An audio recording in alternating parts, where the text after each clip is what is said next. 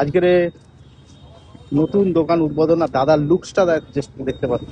আচ্ছা, নতুন দোকান ওপেনিং করছে নাকি নতুন বিয়ে করছে আমি তো সেটাই বুঝতে পারতেছি না। মানে দোকান ওপেনিং করলে ধূপবাতি দেখায়, তাই তো?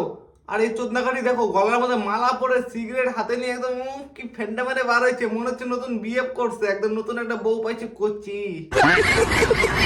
বলছি কাকা, পরোটা তো তেল দিয়ে ভাজো তাই না? তাহলে এক কাজ করো, ওই তেল দিয়ে একটুখানি মুখটা পরিষ্কার করে নাও, মুখটা জং ধরে গেছে তোমার, মাইটের খাই আসলা। বুঝলো? পরোটা শেষ, পরোটা শেষ। যা, জাস্ট লুকসটা দেখো, হাঁটুন। মাইরি বলতেছি, আমার দেখে মনে হচ্ছে ফুলসজ্জার খাট থেকে এখনই উঠে আসলো, আর না হলে ফুলসজ্জার খাটটা রেডি হচ্ছে কাকার জন্য, যাবে আর পুরা ঘপ ঘপ। আরে বলছি, পরোটার দোকান ওপেনিং করছে, তাহলে রজনীগন্ধা ফুলের মালা গলার মধ্যে কেন? আমি তো সেটাই বুঝতে পারতেছি না জিনিসটা। মানে দোকান ওপেনিং করছে নাকি এদিকে ফুলসজ্জার খাট রেডি হচ্ছে কাকা তোমার?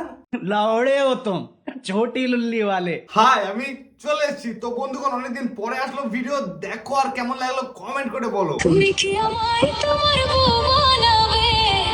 এই না হলে ডিজে অরুণ পরোটার দোকান বাদ দিয়ে অন্য মেয়ের সাথে রিলস বানাচ্ছে, তাও আবার কি রিলস, তুমি কি আমায় তোমার বউ বানাবে। বলছি কাকিমা, সাইড থেকে আস্তে করে কালটি মারো আর ভাইকে যাও ওখান থেকে। কাকা যদি ফোরামে চলে আসলো, বিশ্বাস করো তোমাকে বিয়েও করে ঘরেও নিয়ে যাবে, আর ঘরে নিয়ে যায় পেলেও দিবে, তখনকার টের পাবা। কিন্তু এই বয়সে কাকার খারাপ হবে কি হবে না সেটাই তো বুঝতেছি না। সারাটি জীবন তোমার করে রাখবে। মানে এই সমস্ত ফুড ব্লগার গুলো দোকানে যে কি করতে যায় আমি তো সেটাই বুঝি না ভাই। দেখো, ফুড ব্লগিং করা বাদ দিয়ে কাকাকে বলছে হ্যাঁ বউ বানানোর কথা। বলছি কাকা, আস্তে করে সাইডে নিয়ে পুরো থ্যাপ থ্যাপ দিয়ে দাও না, তাহলে সে না টের পাবে বউ বানানোর চোদনটা কাকে বলে। মানে এখনো ইয়াং আছে তো কাকিমা, কাকাকে পছন্দ হয়েছে, জানে কাকার অত বড় না, হ্যাঁ আর খারাপও হয় না।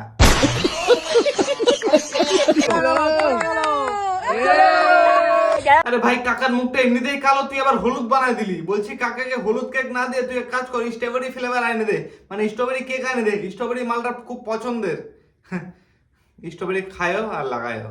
তো গাইস দেখতে পাচ্ছ আজকে অরুণদার বার্থডে। আজকে না কালকে কালকের বার্থডে। আচ্ছা, বার্থডে কালকে, তাহলে আজকে কি তোরটা হিলানোর জন্য নিয়ে আসছিস? ফাইনালি অরুণদা এখন নিজের হাতে বিরিয়ানি দেখতে পাচ্ছ ওভেনে সেট করছে।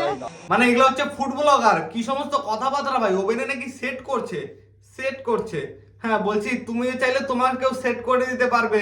বলছি ওখান থেকে ভাগো তাড়াতাড়ি, ফুড ব্লগিং করতে গেছো নাকি মুখের খিস্তি শোনাতে গেছো? সেট করছে, বিশ্বাস করো তাড়াতাড়ি ভাগো। অরুণদা চাইলে কিন্তু তোমার সাথে সেট হয়ে যাবে পরে। এটাই বাচ্চা ডিজে অরুণ, দেখো ওইটা বাদশা ডিজে অরুণ না, ওটা হচ্ছে চোষা ডিজে অরুণ, চুষে দেয়, যাও না। আর বলছি, এরা ফুড ব্লগারের নাম করে, বিশেষ করে একটা করে ব্লগিং ভিডিও করে, আর ওদিক থেকে ফ্রির বিরিয়ানি খায় আসে। মানে ফুড ব্লগার গুলা মানতে হবে, সালা ঘরের কোনায় কোনায় ঢুকে একদম ব্লগিং করে আনে। প্রথম দিন বিরিয়ানি কত টাকা রাখছো? 110 টাকা চিকেন, মাটন 260 টাকা। এই ভিডিওটা দেখার পরে কাকা আমার জন্য 50% ডিসকাউন্ট করে দিবে। মটন বিরিয়ানি 260 টাকা যদি হয়ে থাকে তাহলে 130 টাকা করে দেবে আমার জন্য। কিন্তু আমি যেদিন যাব, বিশেষ করে আমার গাড়ি লাথি দিয়ে বার করে দিবে। দেখো কাকা, জীবনে যাই করো না, কোনো রাগারাগি একদমই করবো না, কারণ এটা হচ্ছে আমাদের কাজ। তুমি তোমার কাজ করছো, আমরা আমাদের কাজ করছি, আমরা সামান্য একটুখানি রোস্টিং করছি এন্টারটেইনমেন্ট পারপাসের জন্য, ভিডিওগুলো বানানো, দেখবো মজা নেবে, ভুলে যাওয়া, বুঝে গেলা। ব্লগারদের জন্য কি ফ্রিতে রাখছে না টাকা দিয়ে খেতে হবে ব্লগারদেরকে? পার্টনারশিপে দোকান তো, ফ্রির কোনো ব্যাপার নেই।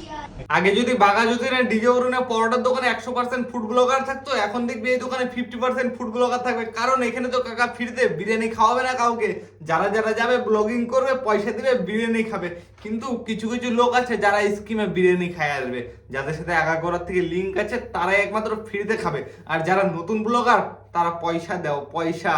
কাকা এখন পয়সা ছাড়া কাউকে চেনে না, কারণ কিছুদিন আগে কেলানি খাই আসছে, কিন্তু মনে থাকে জানি। বলছি কাকা, সবার সাথে ভালো মতো ব্যবহার করবে, দোকান ঠিকই চলবে। আর আগের মতো যদি অ্যাটিটিউড চলো তাহলে দেখবা এখানেও মার খাবা। ডিজে অরুণ যখনই বললো যে ব্লগারদের কোনো ফ্রির খাবার নেই, কাকিমার দেখে বিশ্বাস কর মনটা একদম ভেঙে গেল দুঃখে। কারণ কাকিমা ভাবছে যে একটুখানি ছোট্টখাটো ভিডিও করে নেবো আর ফ্রিতে এদিকে বিরিয়ানি খেয়ে বাড়ি চলে যাবো।